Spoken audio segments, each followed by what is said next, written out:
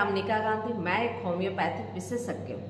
आज मैं बात करने जा रही हूँ जो वर्तमान समय में बहुत ज़्यादा वायरल हो रहा है। सोशल मीडिया हो या आम जनधारणा, सभी में HMP वायरस की चर्चा हो रही है। HMP वायरस कोई नई वायरस नहीं है, लेकिन फिर भी लोग इसके आने की खबर से लोग चिंतित हैं, परेशान हैं। HMP वायरस हमारे देश में ही नहीं, पूरे विश्व में 50-60 साल से फैला हुआ है, लेकिन इसकी पहचान सर्वप्रथम नीदरलैंड में 2001 में की गई थी। इस वायरस का पहचान हुए भी 2001 में हो गया, लेकिन फिर भी ये HMP वायरस के प्रकोप का भय हर जनमानस को हो रहा है। आज इसी के संदर्भ में कुछ और भी विस्तृत जानकारी देने जा रहे हैं। HMP वायरस में कुछ सिम्टम होते हैं और वह होते हैं सर्दी, खांसी, बुखार, गले में दर्द, जो कि एक सामान्य सर्दी खांसी या वायरल फीवर में होता है। HMP वायरस यानी कि ह्यूमन मेटान्यूमिन वायरस होता है। मेटान्यूमिन मतलब कि निमोनिया का अंश। कभी कभी यह बहुत ज़्यादा सीवियर हो जाए तो उस कंडीशन में निमोनिया का रूप धारण कर लेता है। HMP वायरस चूँकि चाइना में इसका बहुत ज़्यादा प्रकोप फैल चुका है अभी के समय में, तो वहाँ बहुत सारी मौतें होने लगी है, तो भारत के भी लोग बहुत ज़्यादा भयभीत हैं। लेकिन यह जो HMP यानी कि ह्यूमन मेटान्यूमिनिया वायरस जो है वो बहुत सालों से है, और यह सिर्फ भारत में और चाइना में ही नहीं बल्कि विश्व के सभी देशों में यह बहुत ज़्यादा फैला होता है। अमेरिका के पारे जो बच्चे होते हैं, 5 साल के जो बच्चे होते हैं, वह बच्चों, उन सभी बच्चों को 100% बच्चों को मेटान्यूमोनिया वायरस, ह्यूमन मेटान्यूमोनिया वायरस यानी कि HMP वायरस उनके अंदर रन कर चुकी होती है। यह मुख्यतः बच्चों को होती है। 2 साल से कम बच्चों को यह वायरस इफेक्ट करती है, लेकिन अभी के वर्तमान समय में युवा लोगों में भी यह देखा जा रहा है। इसके वजह से बहुत ज़्यादा लोग चिंतित और परेशान हैं। सबसे बड़ी चीज़ यह है कि इस HMP वायरस का कोई मेडिसिन परफेक्ट नहीं बना, अभी तक किसी भी पैथी में नहीं बना। चूँकि मैं एक होम्योपैथिक विशेषज्ञ हूँ और होम्योपैथिक में सभी बीमारियों को, चाहे वह वायरल हो या चाहे वह किसी व्यक्ति विशेष को का ही बीमारी हो, सभी बीमारियों में हम लोग सिम्टम बाय सिम्टम मेडिसिन देते हैं। लेकिन जैसे एलोपैथिक में कुछ इस तरह के वायरस के लिए कुछ नसोड वगैरह बनता है, कोई टीका बनता है, लेकिन अभी तक फिलहाल इसके कोई भी मेडिसिन परफेक्ट इसके लिए फिक्स नहीं है। अगर आपको बुखार है तो बुखार समाप्त करने वाली दवाइयाँ देंगे। आपके गले में दर्द है, खांस है, उसके लिए आपको दवाइयाँ देंगी, खांसी के लिए दवाइयाँ देंगे। अगर रनिंग नोज है यानी कि बहुत ज़्यादा सर्दी है तो उसके लिए आपको एंटीबायोटिक वगैरह देंगे। तो इस तरह से इसका ट्रीटमेंट होता आ रहा है और वर्तमान समय में भी होने की संभावना है। उसी प्रकार होम्योपैथिक तो प्रत्येक बीमारी के नाम से दवाइयाँ नहीं देती है, बल्कि उसके होने वाले जो समस्याएं हैं, जो सिम्टम है, जो लक्षण हैं, उसके आधार पे दवाइयाँ निर्धारित करके देते हैं और दवाइयाँ ठीक भी करते हैं। अब रही बात कि इसके लक्षण को तो आप जान गए और कंडीशन को भी जान गए, अब यह सोचने वाली बात है कि जो इस समय जो चाइना में जो HMP वायरस फैला है और वो वायरस अगर हमारे भारत में आ रहा है, चूँकि कल के ही न्यूज में पता चला कि भारत में किसी साउथ इंडिया में एक छोटे से बच्चे को यह वायरस देखा गया। फिर धीरे धीरे पता चला कि ये 3 बच्चों में देखा जा रहा है जिनका चाइना से किसी तरह का कनेक्शन नहीं है, किसी तरह का कोई स्टोरी हिस्ट्री नहीं पता चला। फिर भी यह वायरस उन लोगों को देखा गया। तो चूंकि मैं यह बताना चाहूँगी कि HMP वायरस बहुत सालों से भारत में नहीं बल्कि पूरे विश्व के कई देशों में यह मौजूद है। और अक्सर जैसे सर्दी का जब मौसम समाप्त होने वाला होता है उस स्थिति में यह वायरस बहुत ज़्यादा तीव्र हो जाता है, फैलता है और यह ज़्यादातर छोटे बच्चों को फैलता है। आपको मैं जैसा कि बताई कि इसकी खोज भी 2001 में हुई है, यानी कि आज से 25 साल पहले। और यह चूंकि 25 साल से भी पहले यानी 50-60 लगभग अनुमानतः यह वायरस मौजूद था, यह कोई नया नहीं है। लेकिन हो सकता है यह म्यूटेट होके आ रहा हो, म्यूटेट होने के बाद इसका क्या इफेक्ट होगा यह देखने वाली बात है। लेकिन फिलहाल इससे घबराने की बिल्कुल ज़रूरत नहीं। यह कोरोना के जैसा नहीं है। न्यूज़ चैनल में यह लगातार चलाया जा रहा है कि कोरोना जैसी एक महामारी आ रही है। यह कोरोना जैसा बिल्कुल भी नहीं है और यह बहुत कम समय तक शरीर में इफेक्ट करता है।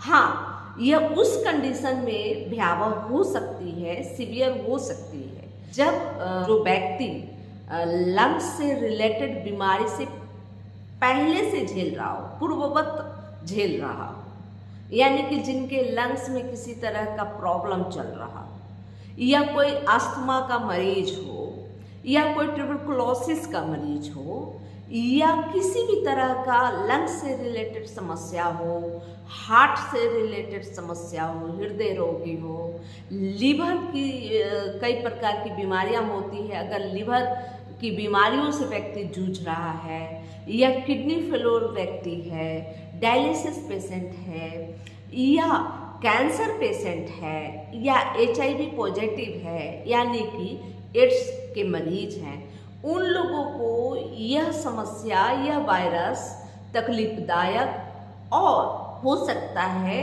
कि उनके जो है कि समस्या को मौत तक ले जा सकती है। बल्कि यह नॉर्मल व्यक्तियों में इसका बहुत ज़्यादा प्रभाव नहीं पड़ेगा।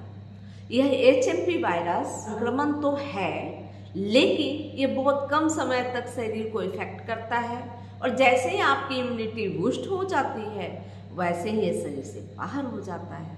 यह पैरामिक्सी वेराइटी की फैमिली से आती है।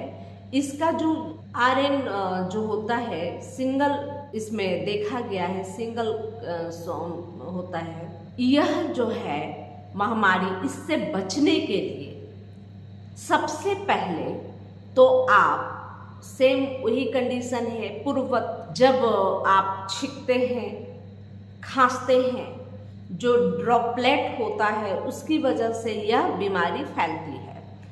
इसलिए आप जो है कि अगर संक्रमित व्यक्ति हैं तो आप अपने मास्क लगाने की कोशिश करें ताकि आपके मास्क लगाने से और लोगों को न फैले।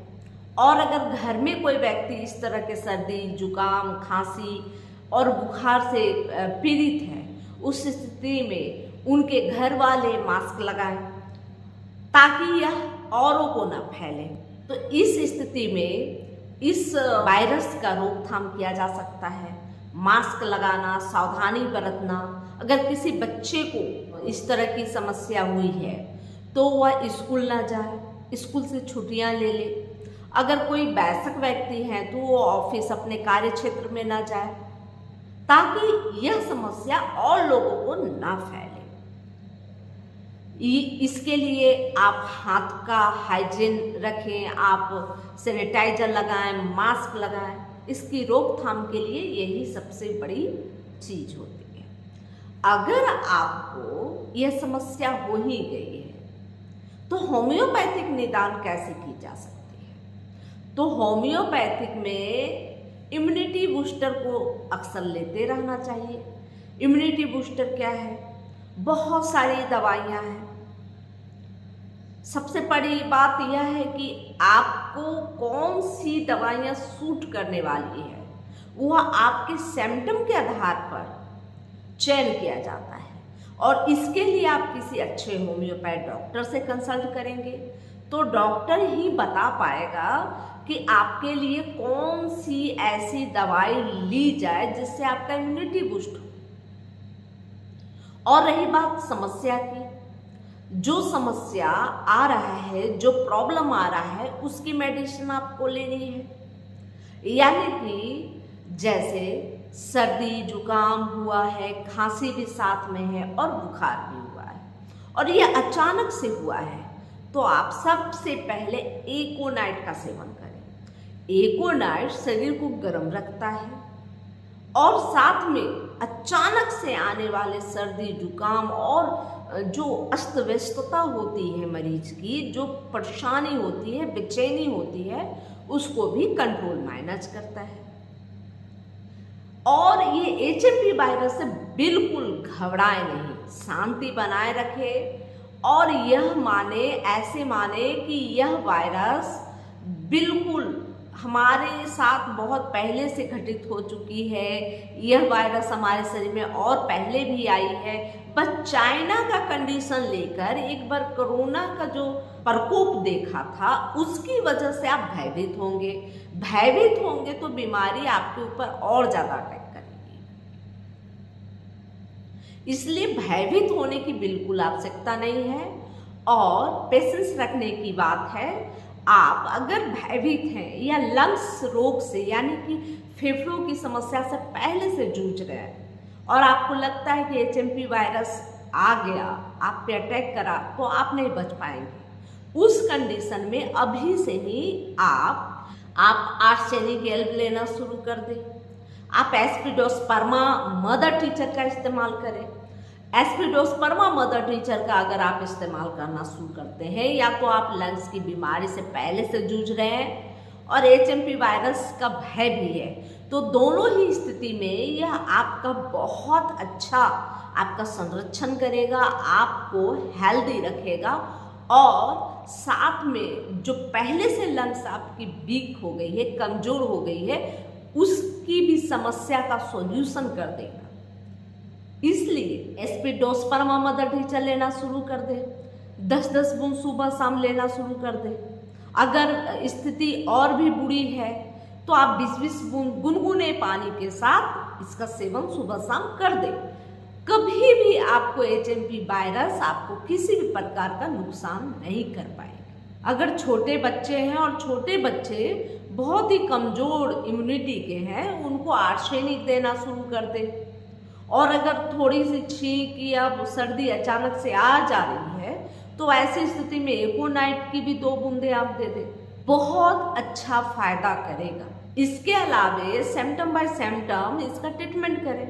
या आपको बहुत जल्दी सर्दी लग जाती है, अचानक से ठंड बढ़ता है और सर्दी आपको लग जाती है, थोड़ा सा नहाते धोआते हैं, पानी टच करते हैं और सर्दी लग जाती है, इस कंडीशन में रेस्टॉक्स ले लीजिए। रेस्टॉक्स बेहतर फायदा करेगा और रेस्टॉक्स लेने से यह जो संभावित जो एचएमपी वायरस का जो प्रकोप आपके दिल दिमाग मस्तिष्क पर हावी हो गया है, वह बिल्कुल कंट्रोल हो जाएगा। और भी बहुत सारी दवाइयाँ हैं जिससे आप ले सकते हैं, बशर्ते देखना यह होगा कि आपके समस्या का कौन कौन सी समस्या आपके शरीर में उभर रही है, कौन कौन सी सिम्टम शारीरिक मानसिक कौन सी सिम्टम निकल कर आ रही है और कौन सी मेडिसिन आपके लिए दी जाएगी, यह आपके डॉक्टर आपको चयन करके देंगे और वह सबसे ज़्यादा बेहतर कारगर होगा और आपको हमेशा सुरक्षित रखेगा।